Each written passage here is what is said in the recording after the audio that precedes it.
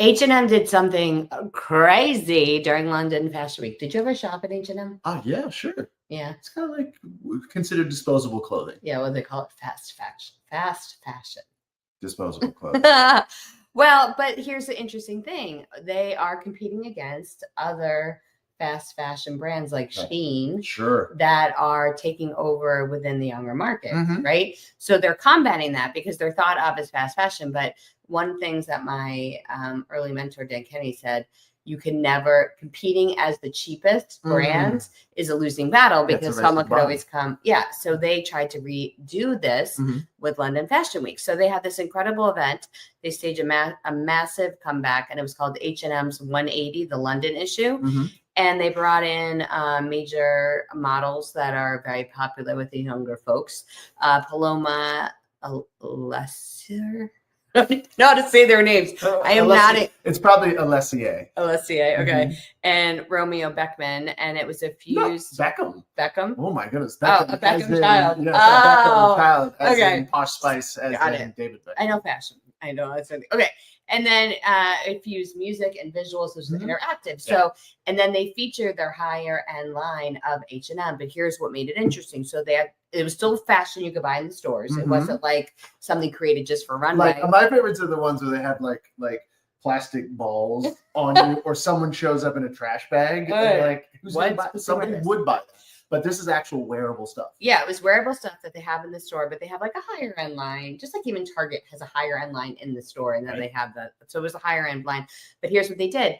They gave away tickets in a lottery to the public. So then they made the interactive show accessible to them. Now, here's what I think was really brilliant and how we can pull this into our own marketing. When they pulled other people in than just fashion insiders, they made it a coveted ticket. Now you're competing to be in the show. Once you get in, it raises your status. You got access to the show. You're going to be sharing that on social media like crazy.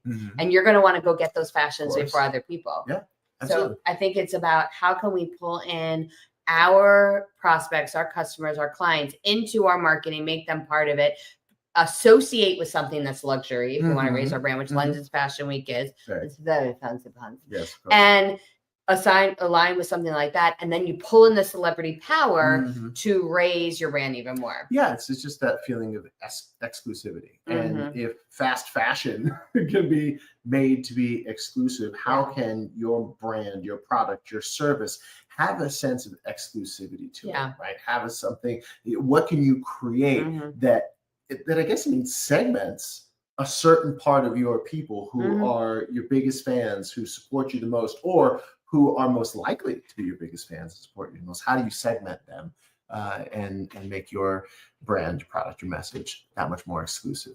Yeah, the other thing I love is like they're like the thing that we're doing isn't working, but we're also not going to try to pretend to be something that we're not. So what their goal was to make them more relevant in today's culture.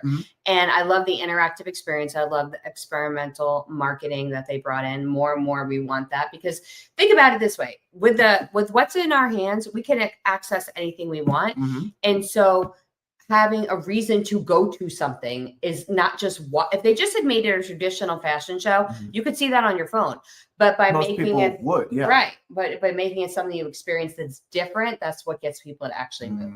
And so our job as marketers is to pull that into our own marketing to make things interactive. We just did that in an event we had last week that we'll talk about more in a future episode. But all right, y'all, we'll talk about more about these strategies and how to apply them to your business on the next episode. If there is a next episode.